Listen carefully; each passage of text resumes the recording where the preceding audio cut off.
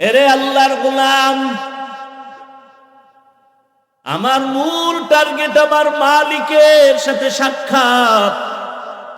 আল্লাহ বলে আমার সাথে যদি সাক্ষাৎ চাও তাহলে তোমার নেক আমল করা লাগবে, বদ আমল না। কি আমল?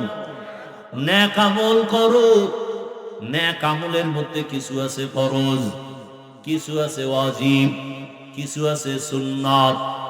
5 বেলার নামাজ পড়ো ফরজ, রমজানে রোজা রাখো ফরজ, ধনী বছরে একবার যাকাত দাও ফরজ, জীবনে একবার বাইতুল্লাহ বুকে লাগাও গিয়া হজ করো ফরজ, বিতির নামাজ পড়ো ওয়াজিব। আবার কিছু আছে সুন্নতের আমল।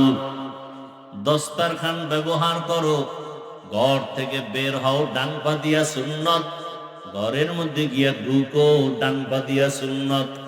কোনো কিছু খাও বা পান করো ডান হাতে সুন্নত নাকি বাম হাতে? ডান হাতে সুন্নত। এক মুসলিম আর এক মুসলমান ভাইয়ের সাথে মোলাকাত হবে, প্রথম সাক্ষাতে সালাম দাও। কি দাও? সালাম দাও, সুন্নত।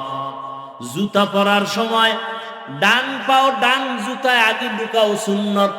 বাম পাও বাম জুতায় পরে ঢুকাও, সুন্নত। জুতা পরার পরে যখন কদম দিয়া হাঁটা শুরু করবা, ডান পা দিয়া কদম শুরু করবা, সুন্নত।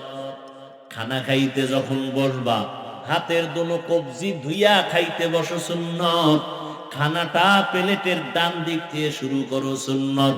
হালকা লবণ নেও, সুন্নত।